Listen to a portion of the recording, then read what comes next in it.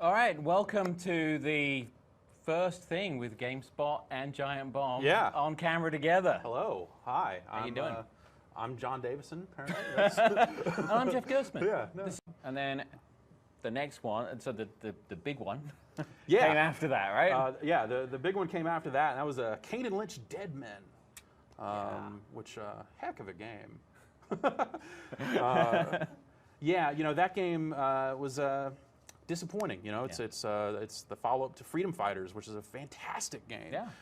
And you know, those guys are certainly capable of making fantastic games. Yeah. That game was not a fantastic game. Nope.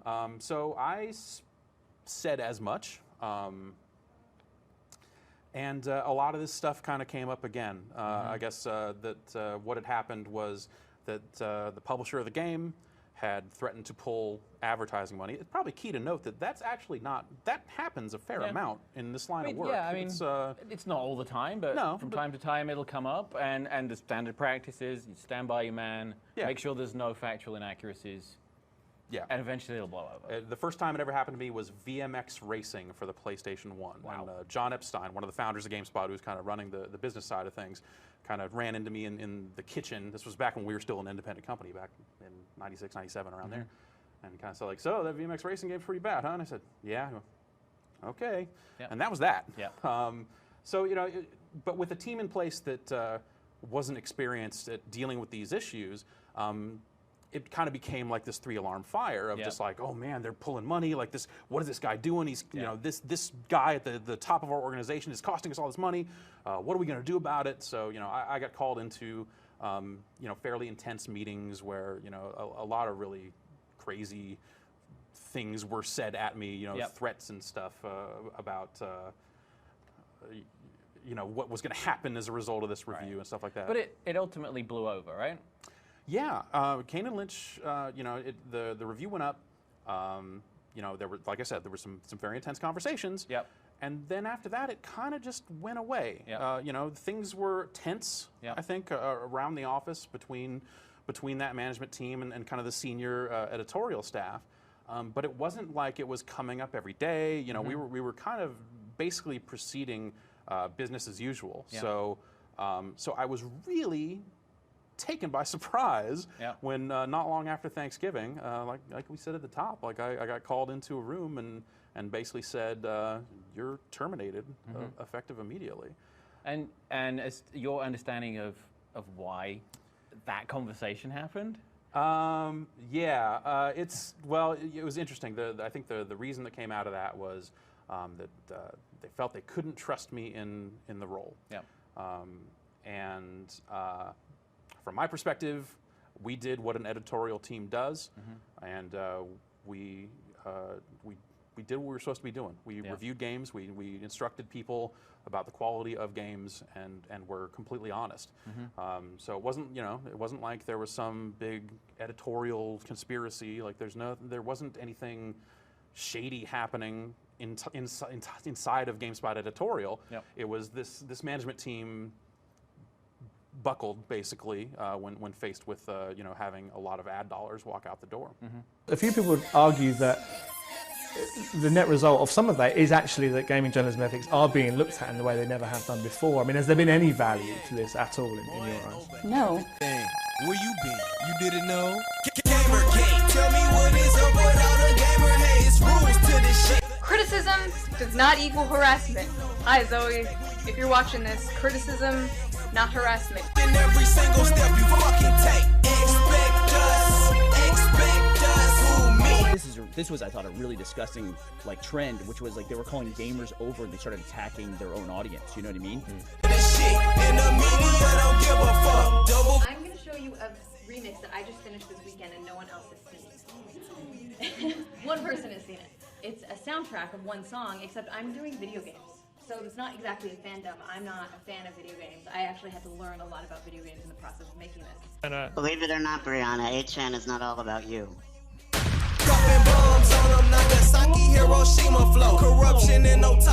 How do you feel about video games?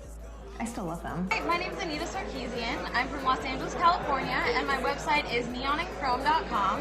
And I just want to let you all know how amazing Alex's teleseminar secrets was. It really motivated me to get my own business started. Anita! Anita! Can I just say something to you? You suck at being a feminist! Who your daddy, how he taught you everything you know. GamerGate, tell me what is up with all the gamer haze. Rules to this shit. The internet is not to be contained. You know who to expect when you get caught doing evil things. Everyone is watching every single step you fucking take. Expect us. Who, me, not me. Have you heard of anonymous? Rules to this shit. And the media don't give a fuck. It's rules to this shit. And the media don't give a fuck.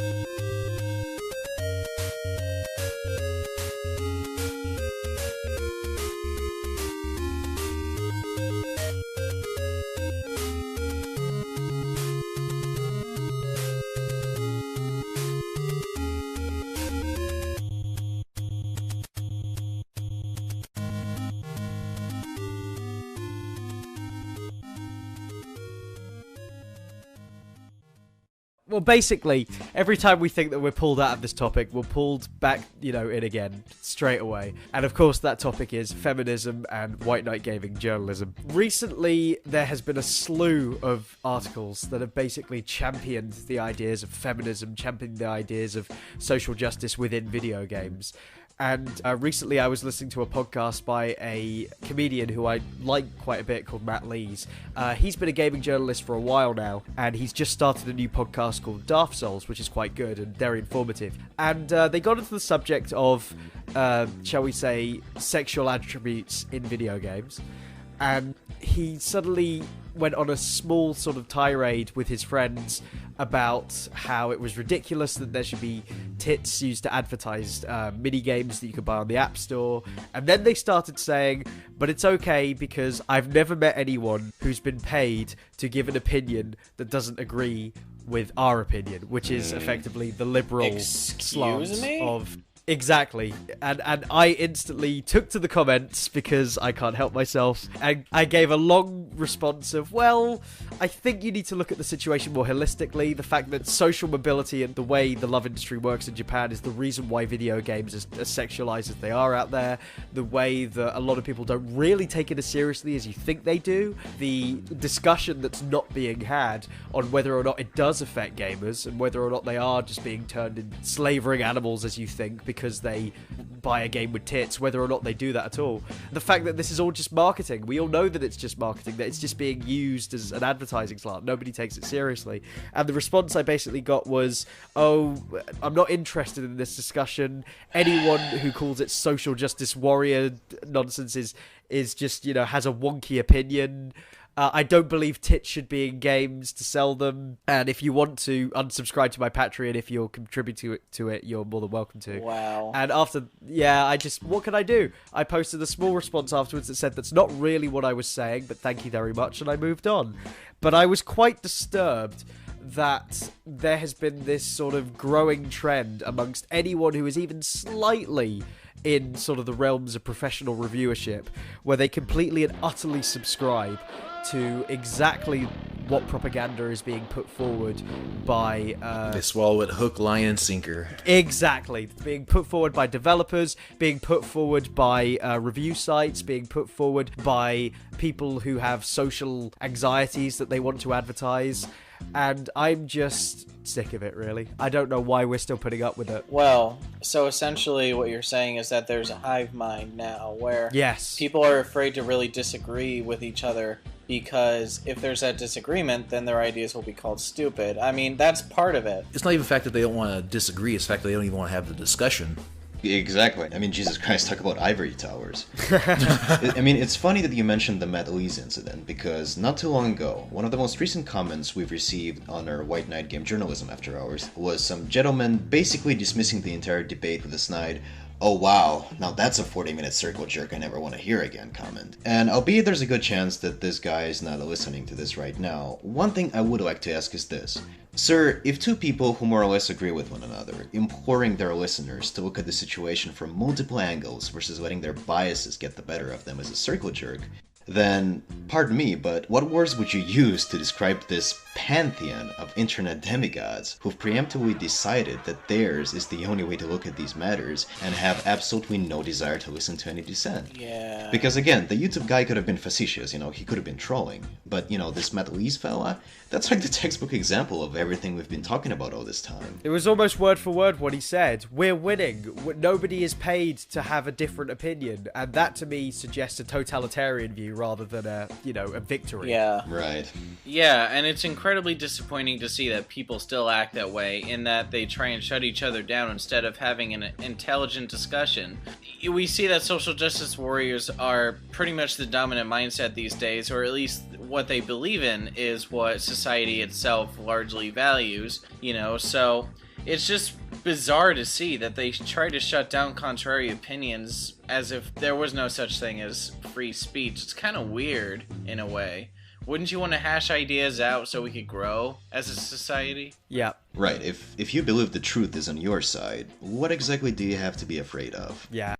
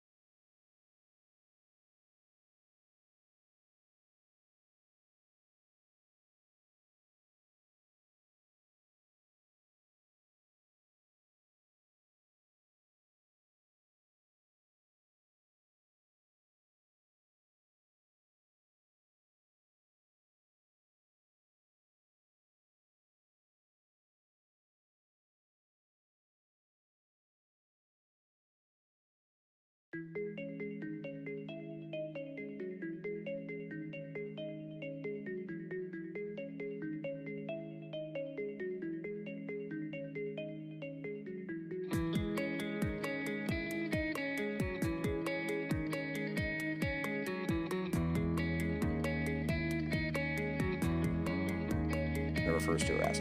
So yeah, this entire thing, it's pretty long. It's pretty long. There's a couple moments in here when you're reading this, and you can see that Aaron is upset. He is projecting. He's very upset over what happened. My favorite line though in this entire thing is "Friggin' Nathan, stupid red pants wearing Kotaku writing Grayson." I couldn't have said that better myself. I really dislike Nathan Grayson as a writer. I feel that he doesn't go to events and then sits back on a soapbox and criticizes those events for being overtly sexist and then boycotting them for that reason while still making money off of ad clicks for writing about how sexist they are. That's kind of how he is. But then again, that kind of sets into part of what the entire SJW aspect of gaming is right now. So all of this aside, all of this shit aside, what this tells us is there's a lot going on behind the scenes in the indie world of gaming right now. And in essence, it's incestuous. And we have to ask ourselves, based on the information that Aaron provided, how much of Zoe's coverage for Depression Quest lately has been from actual merits, you know, she earned it, or people she was fucking to get it.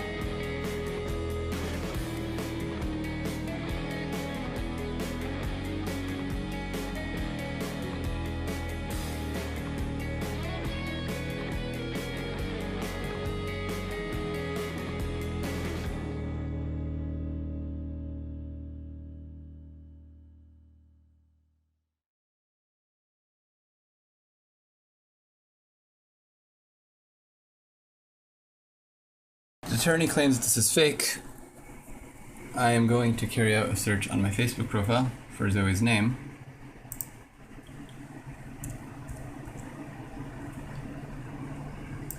There it is, and if I click it, you see the URL change to her old username.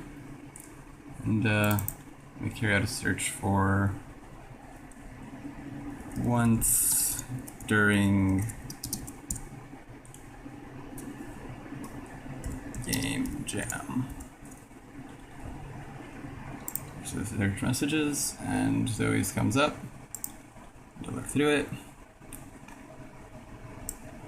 And here we have the messages that might be in question. So there it is. I don't know what more proof you could possibly want. It's a very long and complicated post to dissect, but a lot of this boils down to just the quality of person that she is, and how she's represented as a voice for equality in the gaming industry. Considering the fact that her entire mindset is, oh fuck, don't rat me out, please don't rat me out, I don't want to lose my career. She, you know, he says here, I'm gonna read you this real quick. He says, "You've already done damage control on that front with your tweets. I think, if anything, people might think you're stronger for it," she says. "And the fuck-ups are my own, but I didn't know that she existed when it happened." She's talking about Jason, Jason's wife. "I felt horrible about this for a while, and he can still fire me. The rev share contract isn't in place, and this can fuck over the rest of the team." Aaron says, "I don't think he would fire you because of something the boyfriend he obsessively goaded you into cheating on did." Implying this is the thing, implying that she didn't cheat on him willfully, which I find to be interesting, but I do want to talk about that here in a second. She responds back with, "What if she demands it? What if she goes public? What if she tells the team? Like, this can hurt a lot of people, which is why I wanted fucking more than 5 minutes of getting yelled at and treated like a criminal to just breathe and calm down so I could do it not panicking. Because games as a whole can lose one of its only strong voices for equality because a woman's sexuality at all being public can sink that fucking ship. The harassment would get worse. It's a lot of stuff, just the process." And then he says, "I will ask her to consider the consequences." And then she says, "Ugh, don't tell her to go public. Fuck, just don't put that thought in her head. Jesus fuck." So here you've got a woman who is confronted, not even a woman. Let's remove that aspect, because I don't feel that plays into this, and that's what's going to be brought up quite a bit. You have a partner who cheated on their partner with a married person. The angered party wants to locate the contact information of the married person's spouse and reveal that information to them. And here you've got the cheater saying, please don't, this is going to hurt my career.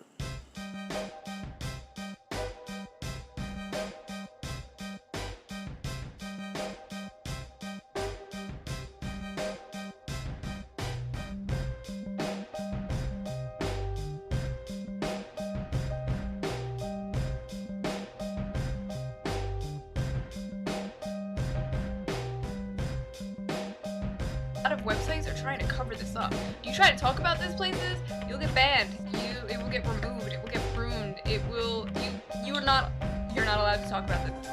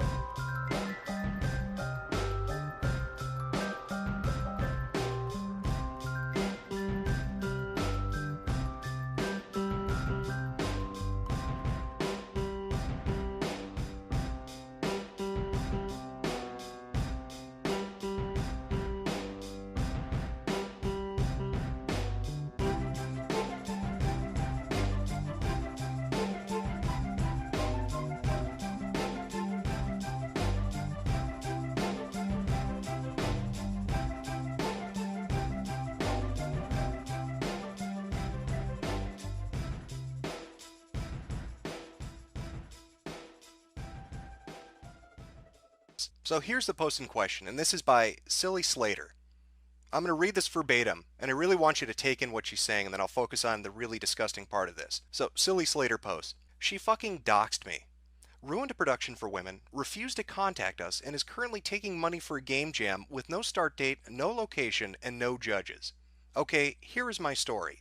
We ran a group that literally said, any woman come up with an idea for a video game, we'll give you concept art so you can pitch your game, and we'll put all the pitches online. The internet will vote on the best one, and we'll make that game and give the profits to charity. If you get a lot of interest online and want to make the game on your own, you can leave the contest at any time. Literally everyone that was in the top 5 didn't have programming experience, so they couldn't make their own game." She was like, "Why do you expect women to work for free to make games?" We said, well, they get 8% of the money as royalties, and they just have to give an idea. Other people will make the game, and the profits go to charity. Doesn't matter, it's oppressive. She started a fucking Twitter storm, crashed our website, got my personal information doxed, got us banned from Twitter. We email reporters what's up, and they're like, duh, if Zoe says it's oppressive, it must be true. Maybe you should give her money for Rebel Jam, which has no start date, location, or any other information, but totally isn't a scam. This happens at 3 other major publications. We literally said we'd pay her to consult on future projects, and we'd close down the contest if she would explain to us what exactly is offensive. No response. No response at all. Unless a reporter contacted her, and then she's the victim. All this information is fucking online. The pitches are online. We did everything we said, but no online journalist will publish the story. Please vote. Even if we don't raise enough money, if we show there's enough interest, we can get a winner a grant to make their game. I'm literally making no money on this contest. I just wanted to focus on something other than women being oppressed. I wanted to show that they made good games, and everyone said that's not what women in games want to talk about." And they were very against this. They said that women should focus on education and that women shouldn't be really engaged in capitalist enterprises like this. And one of the issues that we had is, at this point we weren't describing it as the gaming community, we were just discussing it as men in general, that men seemed to be really interested in this because it allowed them to objectively do something.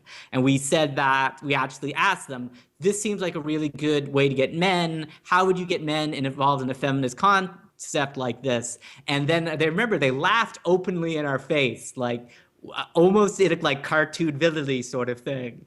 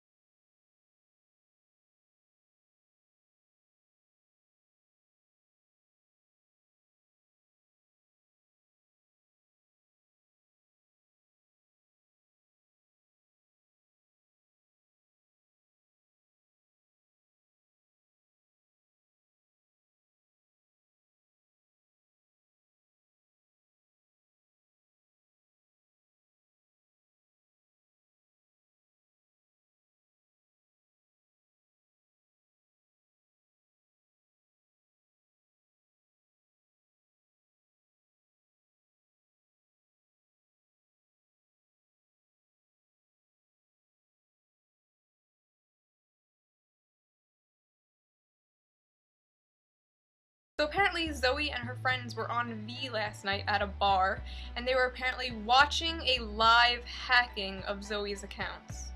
Right, because people do that. That's a thing. Yep. Then suddenly, Phil Fish's website gets hacked. And it gets just... I can't even... legitimately the funniest thing that I have seen in a very long time. Hello everyone, I'm the head mod over at V and leader of 4chan.org Anonymous. This public execution of Polytron Phil Fish is retaliation for his attempted cover-up of Five Guys Burgers and Fries. Let this be a warning to all SJW game devs out there, we are coming for you. The hack of Zoe Quinn has already taken place as a few days ago, and I've targeted more SJW indie devs today. My next target is Phil Fish. Calm as a bitch, ain't it, Phil? We are V. We do not forgive. At all. That looks like it was written by a 13-year-old who just found out what 4chan was. Don't even try to tell me that was not written by a 13-year-old who just found out what 4chan was, because I will not believe you. Phil, it's you. You hacked it. We're not dumb.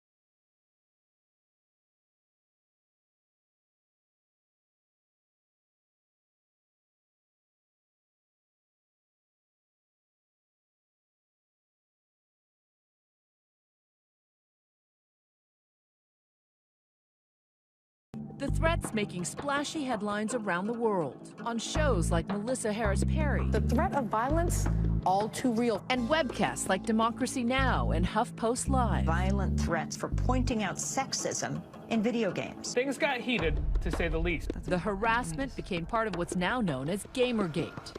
What started as an online spat about the ethics of gaming journalism quickly escalated into a full-blown culture war.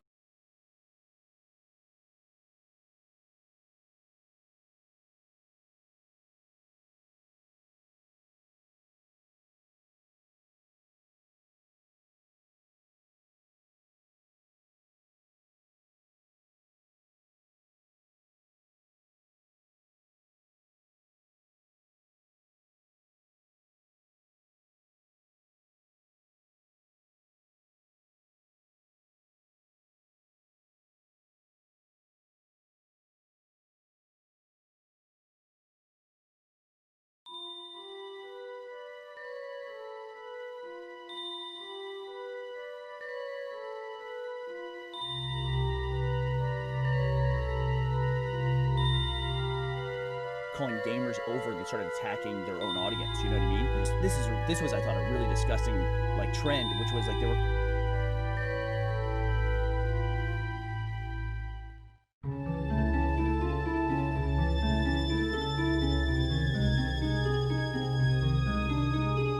And over the past couple of days, I've seen gaming websites as well as other websites posting articles that saying gamers are dead. And all of this spawns from one major article, which I'm going to link for you down below if you want to read it. But I am a little irritated by reading this, and I'm a little frustrated by it, because along with this claim that gamers are dead, there's a lot of besmirching, a lot of mudflinging, a lot of slandering of the term gamer and what it means. And I want to talk a little bit about why I don't believe gamers are dead, and why I don't believe we deserve to be slandered in the way that we are.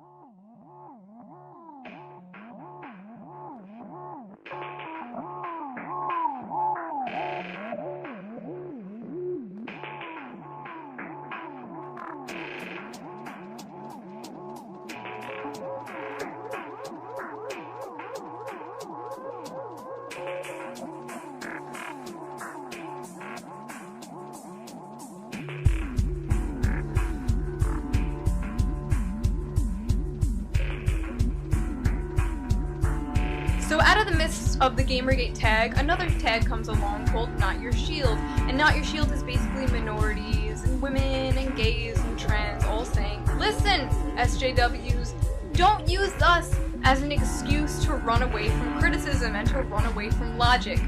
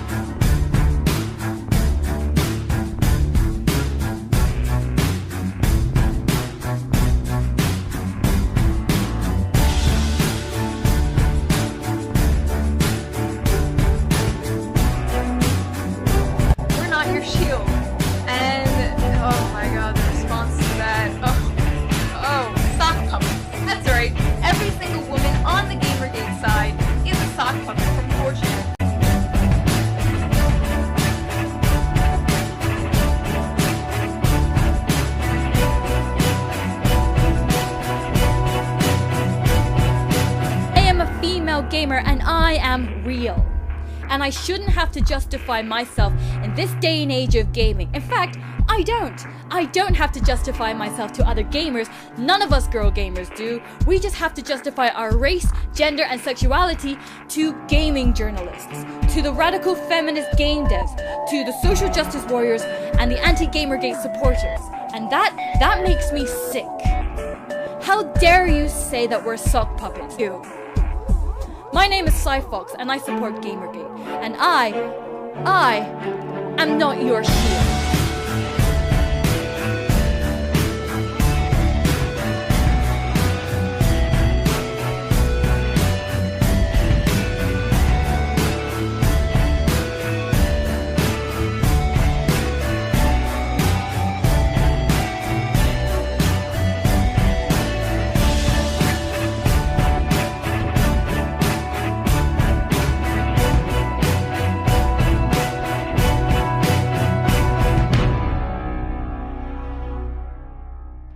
Gender issue. Nothing about this is a gender issue. White cis male. I'm a woman. Internal misogyny. Whew. That was close. Are you serious? You're implying a woman can't have her own opinion? You're oppressed. You can't tell me otherwise. You don't exist. You're a sock puppet from 4chan. La la la la. Blocked! Blocked! Blocked! Blocked! Blocked! Blocked! Blocked! Blocked! Blocked! Blocked! More patriarchy! More patriarchy! More patriarchy! More patriarchy! More patriarchy! More patriarchy!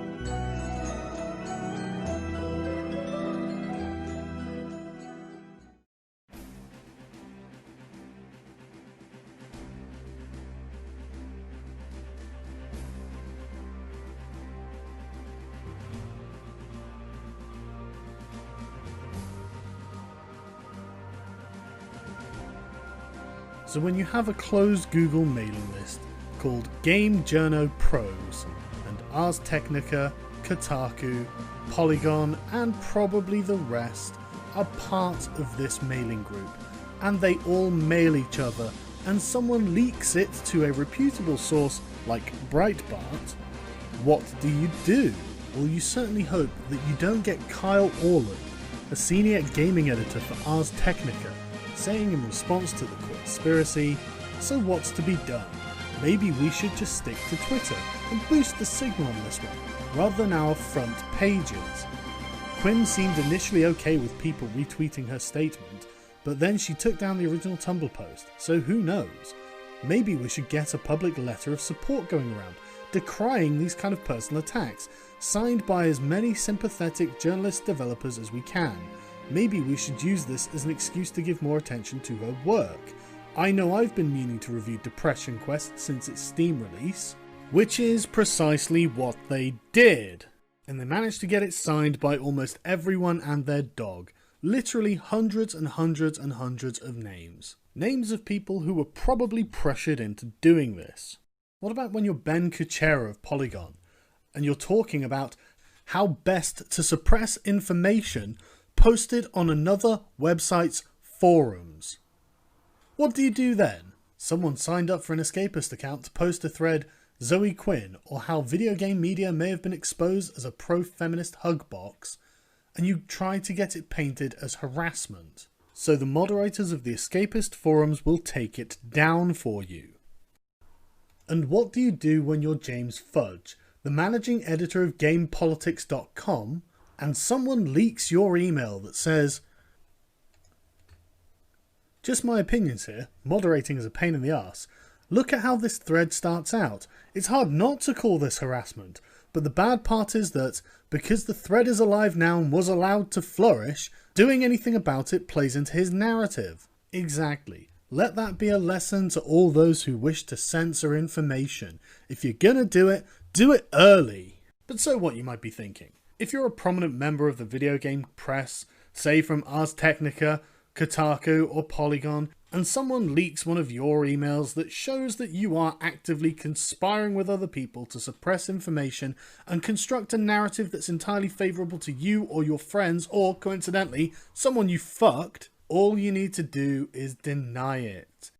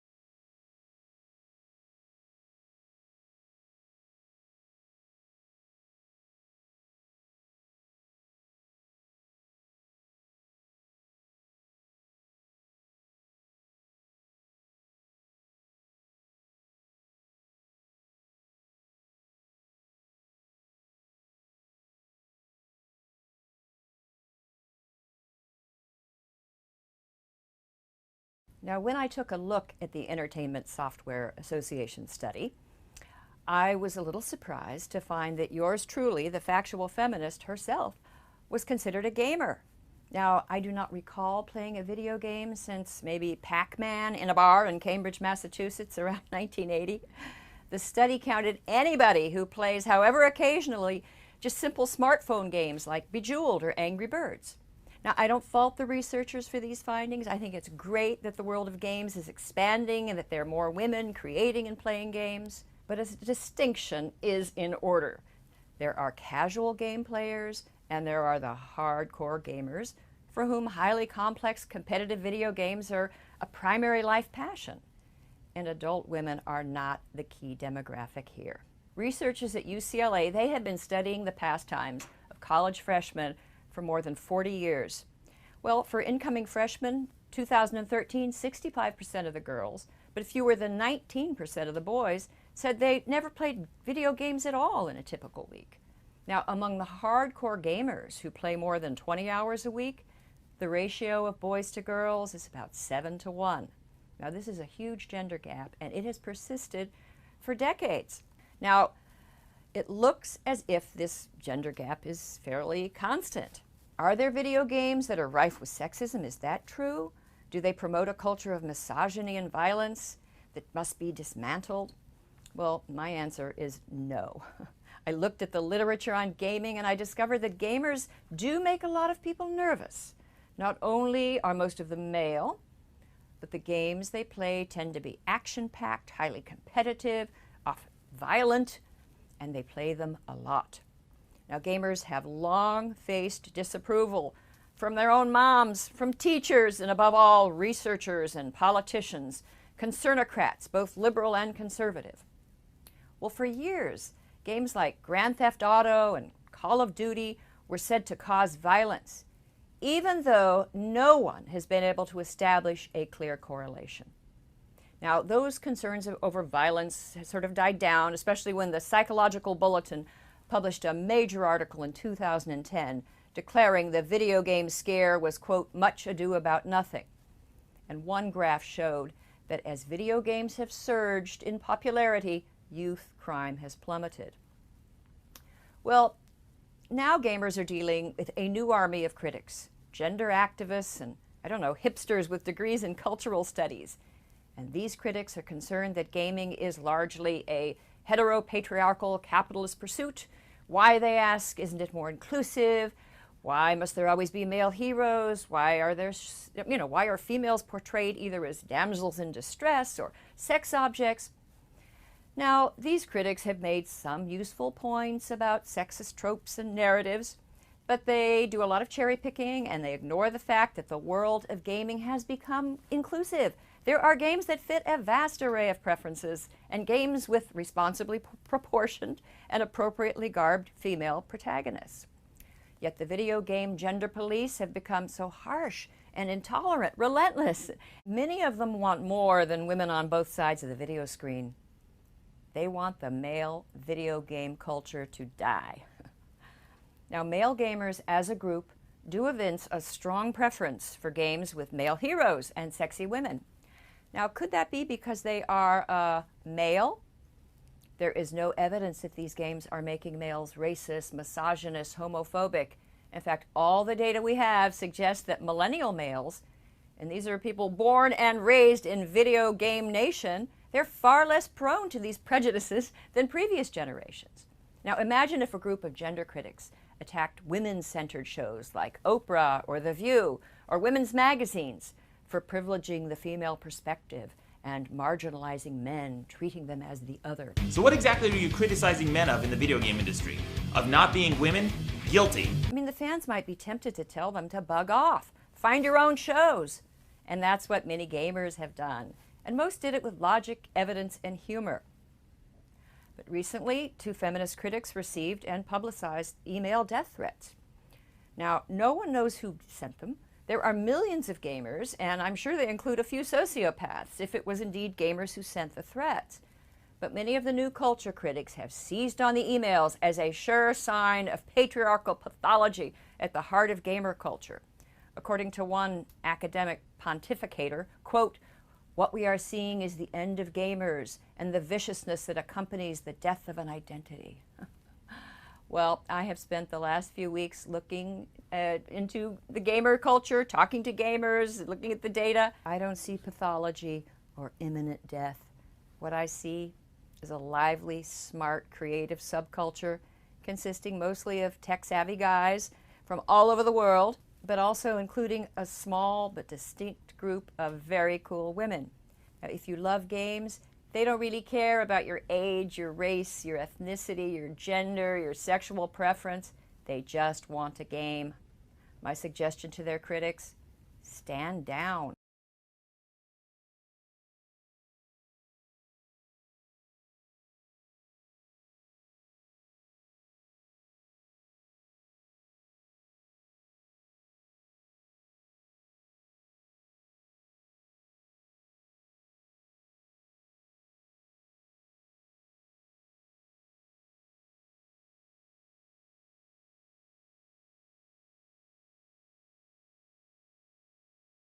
campers. What's a camper? Lazy creeps that just hide behind stuff, don't engage, wait on you to run by and shoot you in the back. They're all pieces of crap. They are not noobs. Noobs? Short for newbies. Yeah, that's my short. Go home, gamer girl. What the hell is your problem? You and your boss. Reina Punjabi only got this feminazi game made by being a slut. What happened? These guys, they just can't stand women in gaming. What did they do to you? They leveled up. Well, in their world, a developer's like God, and some guys aren't ready to give a girl that power. There were two of them. They were just like total FALs. Failures in life. They were white. These guys want Reina Punjabi out of the gaming world. Just because she's a woman. There's a lot of haters out there that think she slept her way into the business. I know, I read on KingTai. I know, I read on KingTai. I know, I read on KingTai. I know, I read on Kotaku that it's better than Civ 5 with the Brave New World expansion pack. Is this Noah's future? Adolescent boys playing cyborg cowboys and Indians? Give me a second. DM me for more deets on what an Amazonian warrior's tits are like. My boy and I caught the feel at the IVL. Now what? Tell him that you doxed the girl that was sharing the booth with her. Doxing's when you publish personal information, phone numbers, passwords online. Nice try. No reset button in the real world. Gary and Zach are sacrificial lambs crucified on the altar of political correctness. There'd be no game if Miss Punjabi hadn't banged the money man. Steven and I are getting married. So you'd agree that the criticisms of your work are rooted in misogyny? Reina, doing okay? Let's go! What's going on? What's happening? That's what these guys do. They troll behind their computers and make prank calls. Sub-thread on Red Channel. And if she and her social justice warriors don't leave gaming now, we will make them. And we can't trace where these are coming from. They uploaded through the darknet, just like the doxing, so no. Ever since the swatting went viral, I'm being called the face of women in gaming. Tomorrow I'm doing an interview on CNBC, then I'm ringing the opening NASDAQ bell, showing the world that I'm intimidated by cyber terrorists. I won't make the same mistake Sony did. The good of one is the good of all. Hunt, build, forage, create. They say that history repeats itself. But now, it's up to you to get it right. Find the Amazonian warrior in you. Game on, NYTV. Oh yes, here we go. That's from Killing Be Slaughtered. That's a cyborg logo. They left that for us.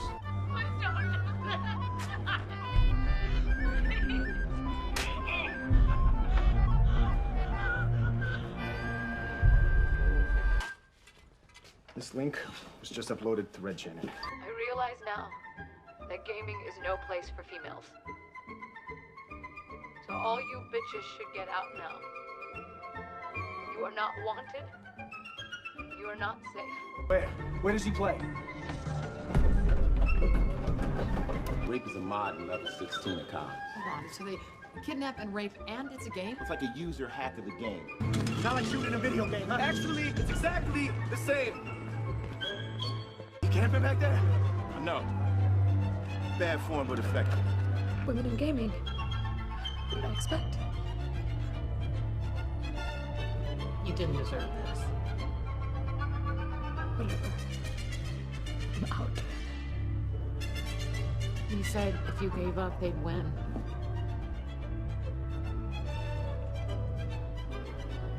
They already did.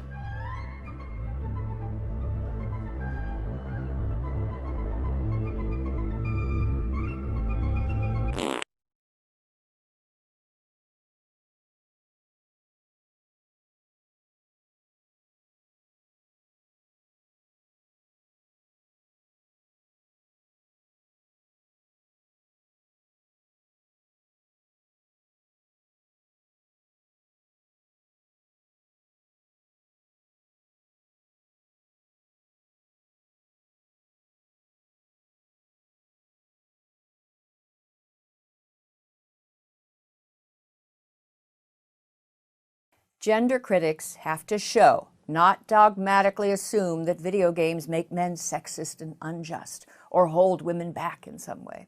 They haven't even tried to meet the burden of proof. Now finally, what about the claim that when women criticize video games, they receive abusive messages or even threats? Well, unfortunately, this is sometimes true. Feminist critics have received threats, and that is deplorable.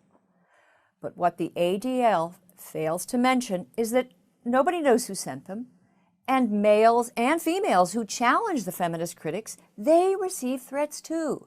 I mean, Milo Yiannopoulos, a British writer who defends gamers from the charge of sexism, he's received threats. He got a threatening letter that contained a dead mouse impaled by a razor blade.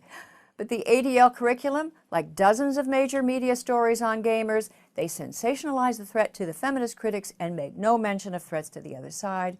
And then they imply that anyone who objects to something about the feminist criticism, about this idea that it's misogyny in gaming, that you're implicated in the crime of violence.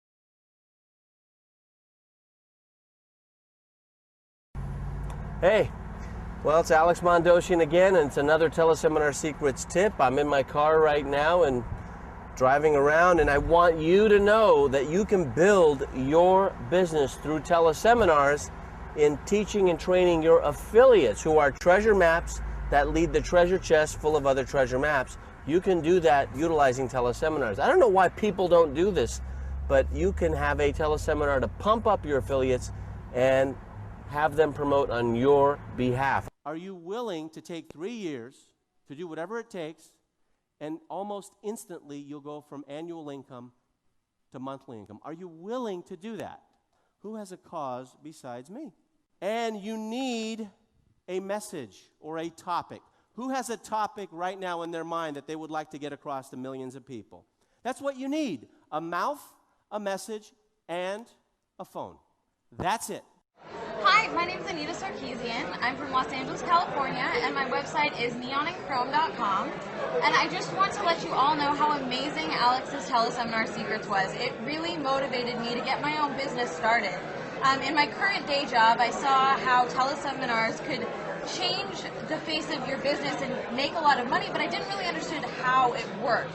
And I'm only 23, and I've already started my own business promoting teleseminars for small businesses around me, and it's really made a huge impact on my life. I'm Anita Sarkeesian, and I run the video web series Feminist Frequency. As a pop culture critic, I look at movies, TV shows, comic books, and of course video games. Please donate any amount you can to bring this video series to life. Go check out the Kickstarter page where you can see all the details about how the project is continuing to evolve, including 7 new bonus videos and a classroom curriculum. There you can also pledge a donation to help support this project. Just click on the link in the description below. The Ambassador Award honors an individual who has helped the game industry advance to a better place. Anita Sarkeesian's work has done just that. Anita saw an opportunity to create, in her words, a space where feminism was easy to engage with in an accessible way. While still in grad school earning her master's in social and political thought from York University, she created Feminist Frequency, a video web series that explores the representation of women in pop culture narratives. Her early videos focused on popular film, TV shows, and even advertising, focusing on deconstructing stereotypes, patterns, and tropes associated with women. She asked for a modest $6,000, which was easily funded within 24 hours. By the end of its run, the Kickstarter netted roughly $159,000 from 7,000 backers. Anita has since become a spokesperson for the dangers of online harassment and gave a TED Talk that has close to 500,000 views. It is my honor to present the Game Developers Ambassador Award to Anita Sarkeesian. Thank you so much for this. Please welcome Anita Sarkeesian.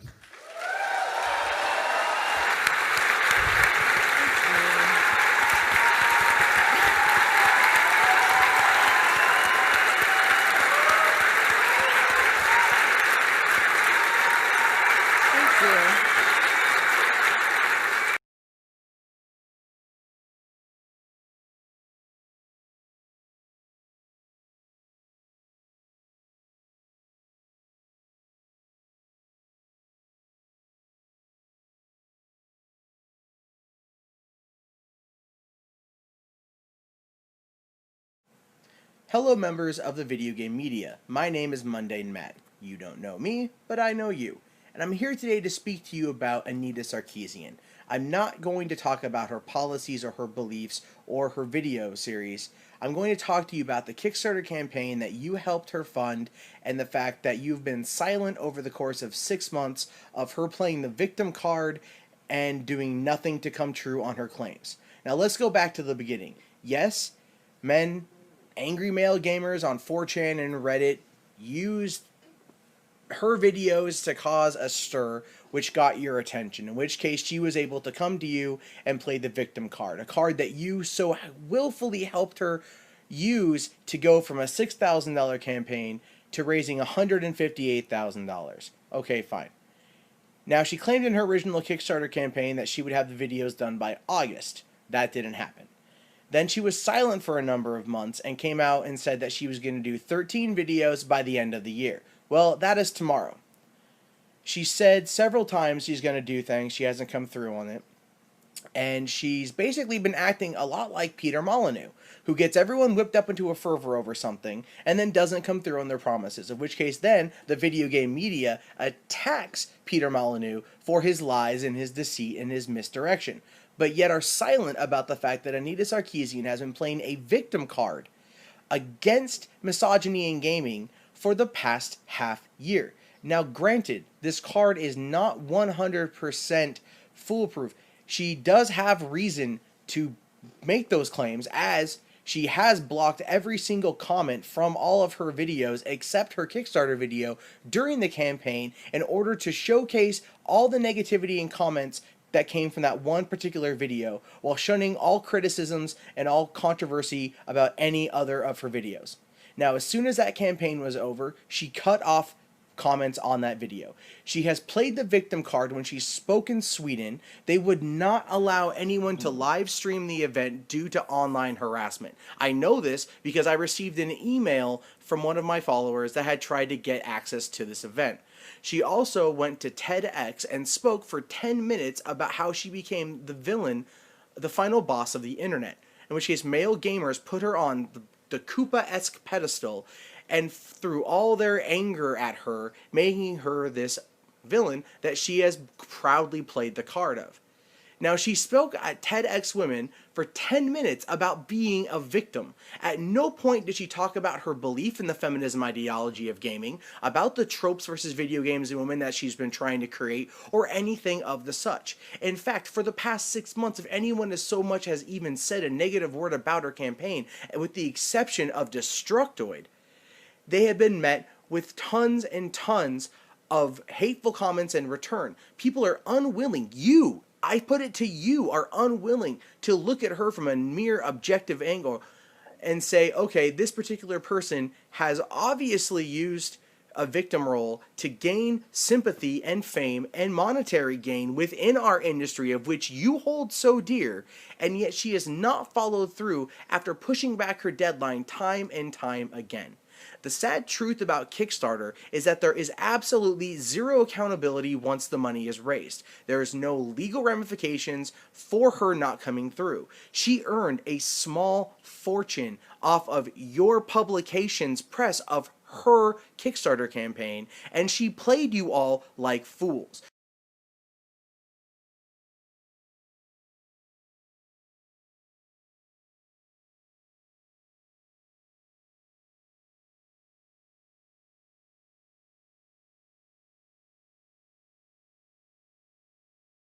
This is an incredibly ambitious project because of the scope and scale of the research and production involved. So what's the evidence for this, I hear you ask?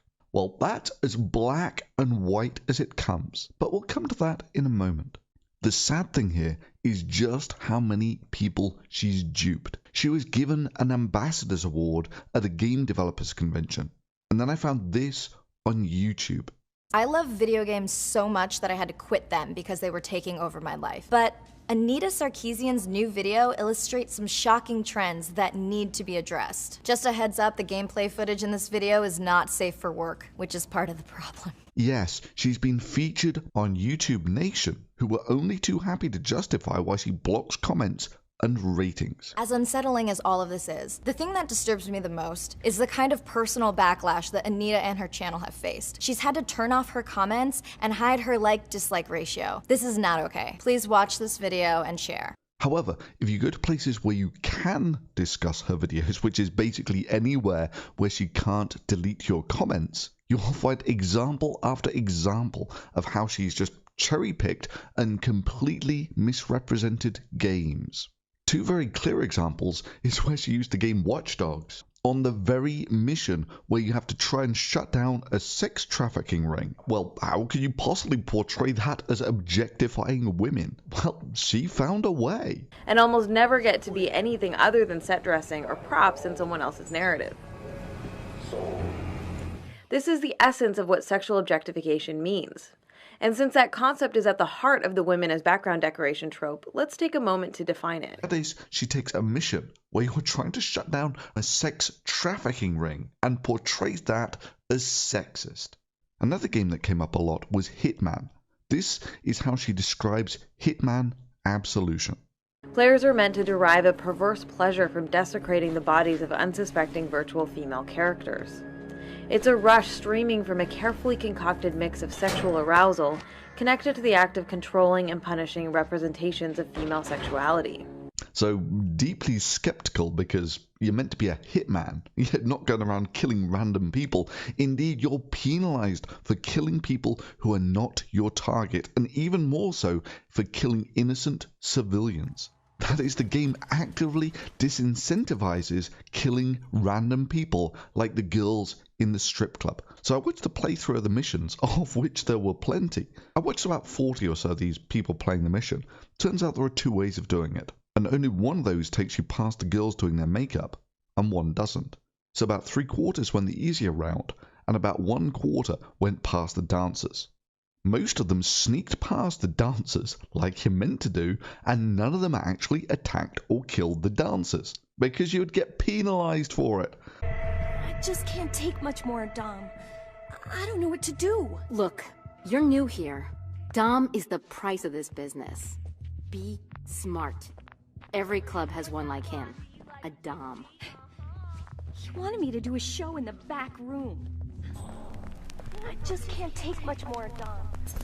I don't know what to do. Look, you're new.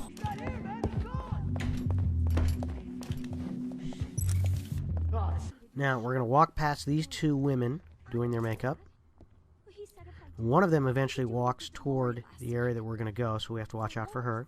There are cops everywhere, and you know what? He doesn't give a flying fuck. That's why he comps all the cops. They are not about to fuck with him when he gives them free titties every night. I think it's sick.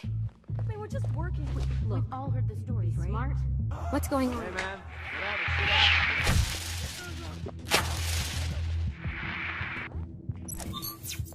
Players are then invited to explore and exploit those situations during their playthrough.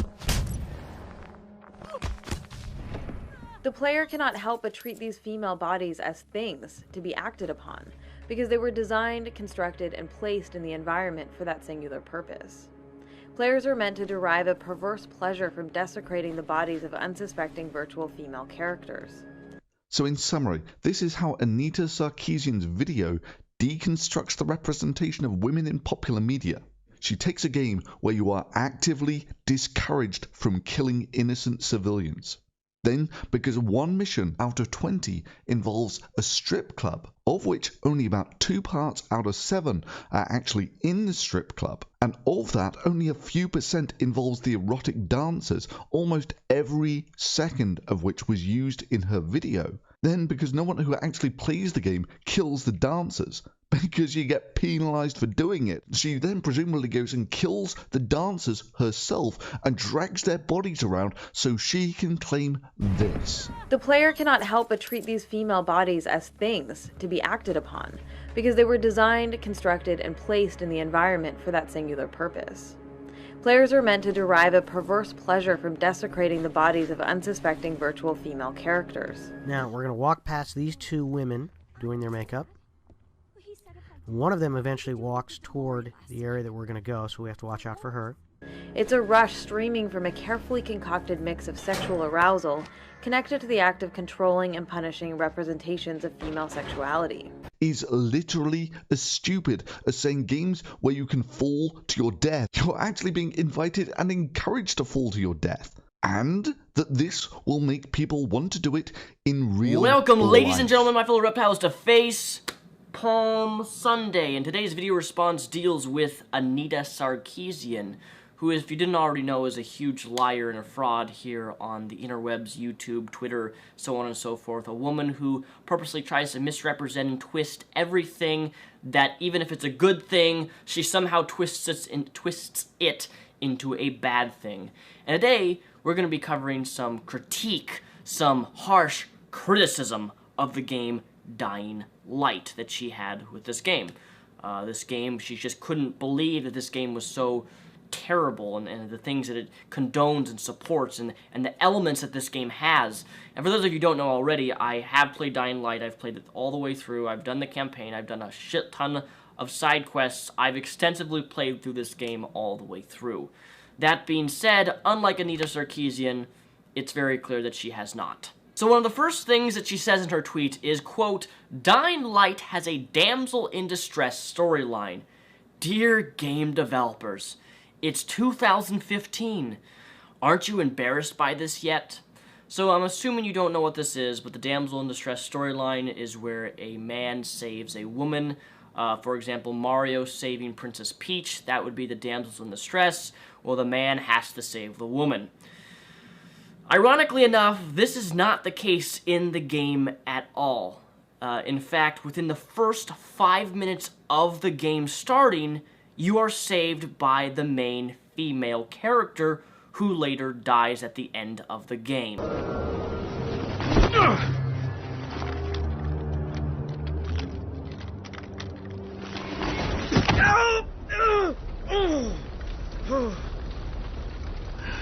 I told you that wasn't a normal drop shoot. Break his legs, then take him to rise. Back up! All of you! Stop! Loud noises draw them.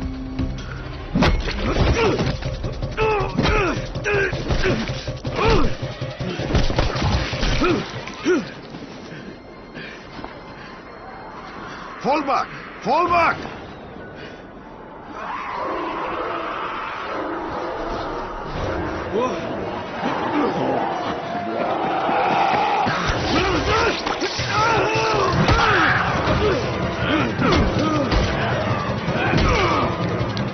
Come on! We have to move!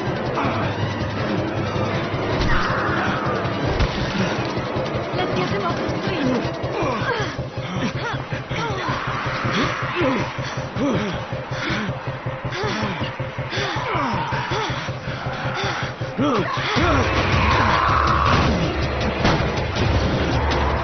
Get the door open!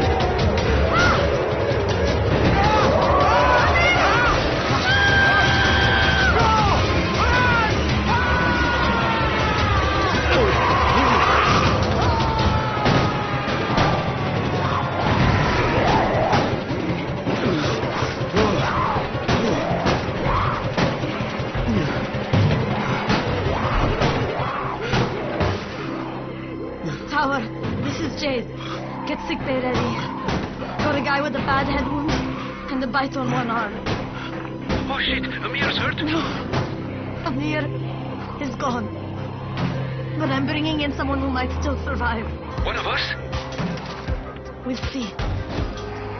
Notorious Tumblr feminist poster child Anita Sarkeesian has recently released a new video entitled "The Scythian Positive Female Characters in Video Games." And if you read the description, she calls it the debut episode of our series on positive female characters. So this is the first in a new series of Anita Sarkeesian videos. You could probably expect the second part to come out around December of 2018. Here's an idea, Anita. Maybe you should finish the Tropes vs. Women in Video Games series that you started back in June of 2012. You know, the one that you raised $158,922 for? Anyone who has actually evaluated her videos critically can see that most of her research comes right out of her ass. There are female video game characters that Anita Sarkeesian approves of. Holy shit! So the character that Anita chose is the Scythian from a game called Swords and Sorcery, or is that Sworcery? I've never played the game, and I'm not really familiar with its, female protagonist? You could call this thing male, female, or alien. It's totally nondescript. Even Anita agrees. In fact, the level of detail is so low in our pixelated protagonist, and our tendency to assume that heroes are male by default is so widely reinforced, that some players have made the mistake of assuming the Scythian is male. It's not just in the visual sense that the Scythian lacks clear definition.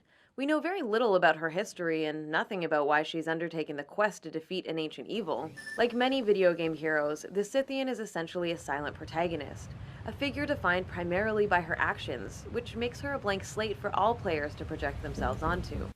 So Anita's ideal female character has no fucking backstory, no character development, and by Anita's own admission is just a blank slate.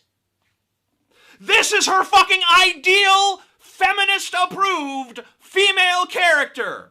A character with no character traits, or the fewest amount of character traits possible.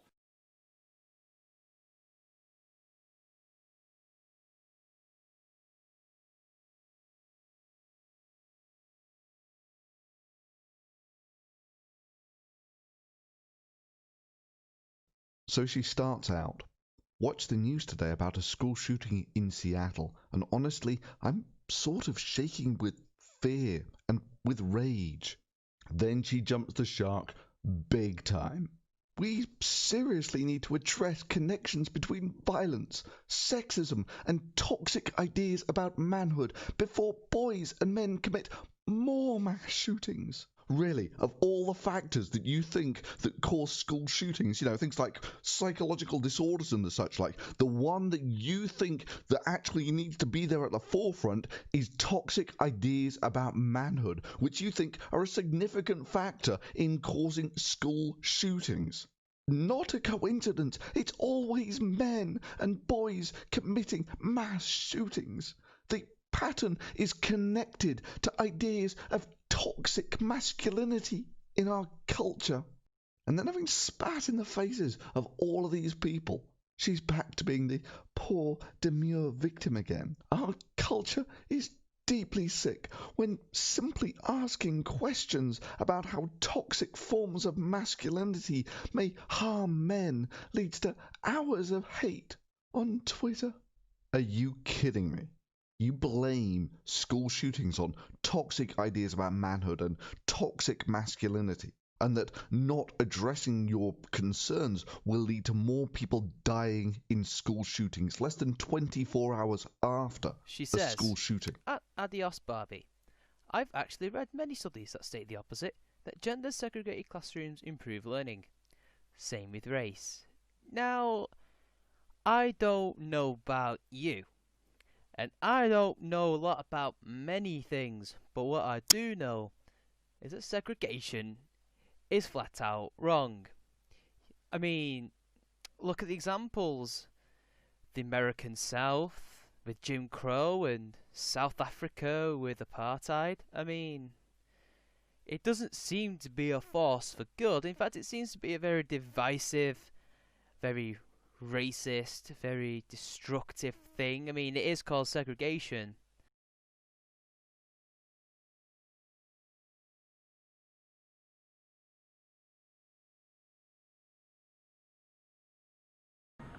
This is very challenging to get without dying.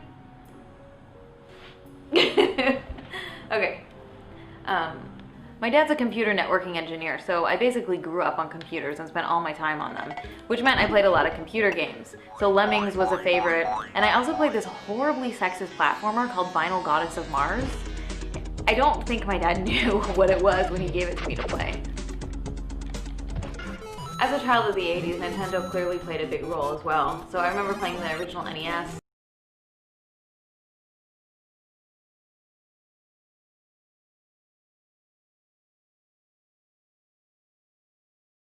I'm going to show you a remix that I just finished this weekend and no one else has seen. One person has seen it. It's a soundtrack of one song, except I'm doing video games. So it's not exactly a fandom. I'm not a fan of video games. I actually had to learn a lot about video games in the process of making this.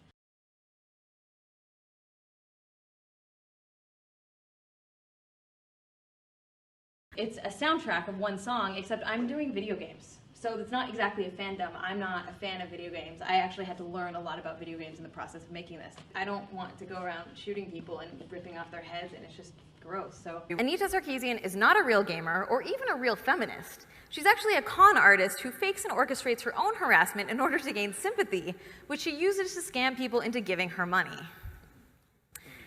It is kind of funny because it's so ridiculous.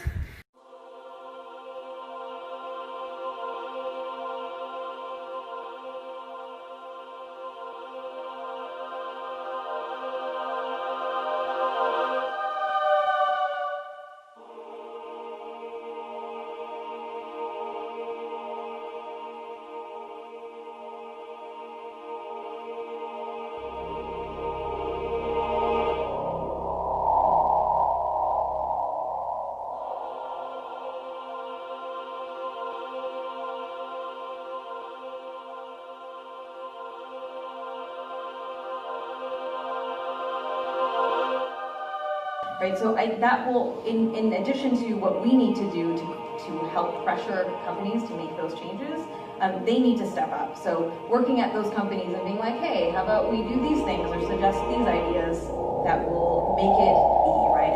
And the vision that I have for what games can be, these are like micro pieces of that, right? So games like Gone Home was incredibly moving.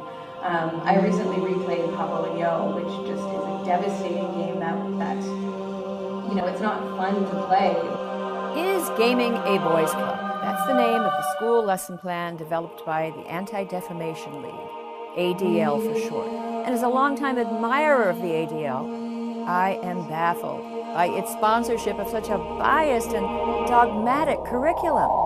Now, the lesson plan advertises itself as meeting standards for inclusion in the Common Core, this influential national curriculum. The entire lesson plan is dedicated to the proposition that video games are a hotbed of sexism, misogyny, and it gives students the message that anyone who dares to suggest games be more inclusive can expect to be terrorized by malevolent gamers. Well, the lesson plan materials include a video and an article by feminist critic Anita Sarkeesian. Both of them are very harsh indictments of the world of gaming. Now, that would be fine if it were not for the fact that she's the only assigned author. And in another part of the lesson plan, the teacher places 7 posters around the room. Now, each bears a statement about video games, and students are supposed to take little post-its and put them on various posters they agree with. Now, 3 are neutral. It just says, I have played video games, or I have watched people playing games. But 4 are affirmations about sexism. I have witnessed sexism in video games. I believe video games can perpetuate sexism. Not a single sign says anything positive about games.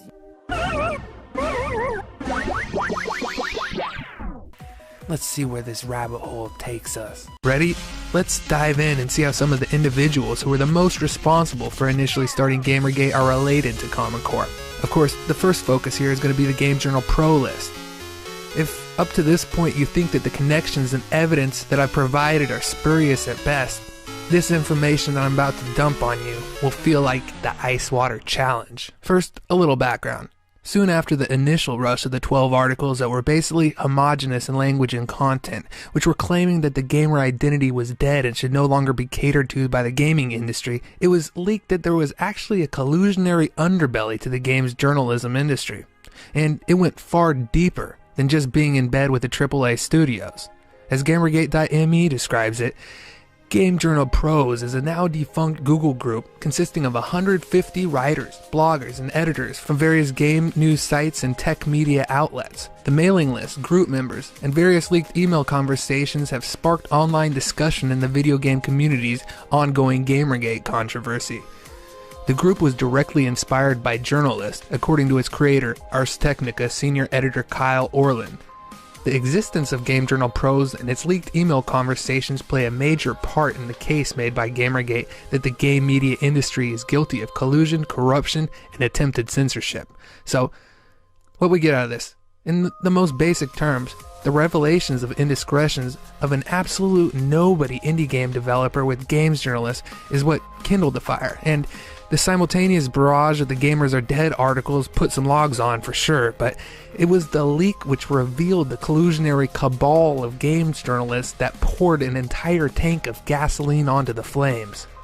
The Zoe scandal, originally dubbed the Quinspiracy, would have died out, albeit slowly, if it was simply left to its own devices.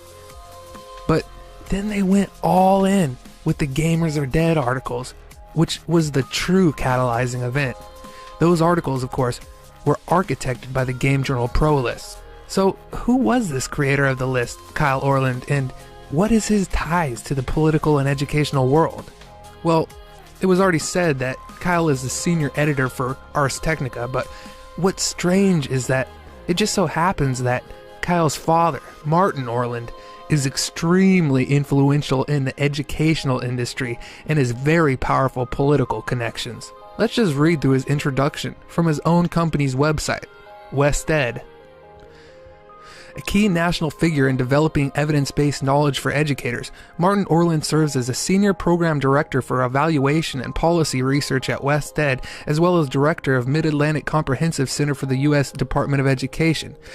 Orland directs a nationwide staff of methodologists, research scientists, content experts, evaluators, and technical assistance providers whose goal is to help address critical needs in the fields of education and human development. Prior to joining WestEd, Orland served as the director of Center for Education at the National Research Council, part of the National Academies. He also held senior leadership positions in the U.S. Department of Education, at the Institution of Education Sciences, the National Center for Education Statistics, and the National Educational Goals Panel. There, his work included a number of high-profile projects.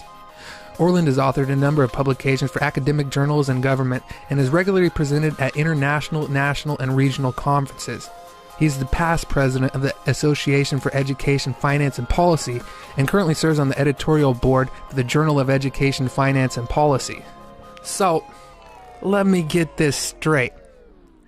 The father of the creator and leader of the Games Journal Pro list, the list that engineered the Gamers Are Dead campaign, just happens to be the senior program director of an extremely powerful educational reform organization, as well as being employed by the literal Department of Education in a very powerful position as well, and of course, has a long past of holding other powerful positions within that Department of Education. What's more interesting, according to Education Week, when Mr. Orland was working as a senior program director for the Washington-based Center for Education at the National Academies, he was actually working for the Division of Behavioral and Social Science and Education. So he was actually in charge of the educational division relating specifically to behavioral and social sciences. Considering that the whole premise of this documentary has been that Common Core is a subversive tool of indoctrination meant to alter the behavior of all future generations, which in turn will drastically change the social and cultural landscape, this should raise an eyebrow on anyone who is even remotely awake. But, of course, the rabbit hole does not stop here. Maybe we could see if there are any direct connections between the Gates Foundation and Mr. Orland's organization. Oh, snap! It turns out that when Orland became the director at WestEd in 2007, that's when the grants from Bill and Melinda Gates Foundation started pouring in. From 2007 until July 2014, they received $2,987,668. But what's really interesting is on August 27th, the day before the Gamers Are Dead articles came out, they got a grant, a single grant for $3.45 million, larger than all the previous grants combined.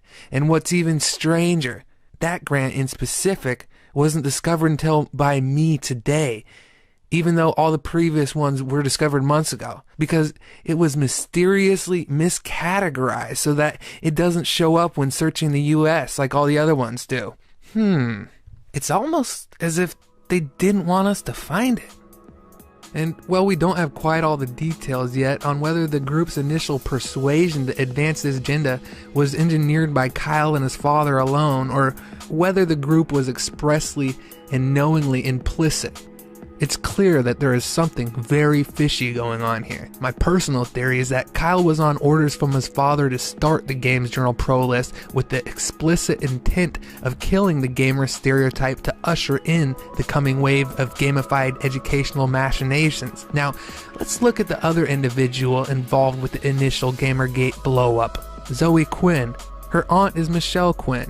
Turns out she's an assistant principal at the St. Cloud Preparatory Academy, which is a Florida K-8 school which is currently embattled in a huge push for Common Core. Her personal Pinterest page is littered with Common Core coursework. Realistically though, her aunt's affiliation is probably just a coincidence, but it's worth mentioning, at least in passing. We might find some more on her in the future. Next topic, the political might of the Gates Foundation. Immediately upon completion of the last segment of the series, Slashdot coincidentally released an article which directly ties in with everything that's been covered and gives a totally new perspective at the situation on hand. Let's take a look. It reads, The New York Times' Eric Lipton was just awarded a 2015 Pulitzer Prize for investigative reporting that shed light on how foreign powers buy influence at think tanks. So it probably bears mentioning that Microsoft's two-pronged national talent strategy to increase K-12 computer science education and the number of H-1B visas, which is on the verge of being codified into laws, was hatched at an influential Microsoft and Gates Foundation-backed think tank mentioned in Lipton's reporting, the Brookings Institute. In 2012, the Center for Technology Innovation at Brookings hosted a forum on STEM education and immigration reforms, where fabricating a crisis was discussed as a strategy to succeed with Microsoft's agenda after earlier lobbying attempts by Gates and Microsoft had failed.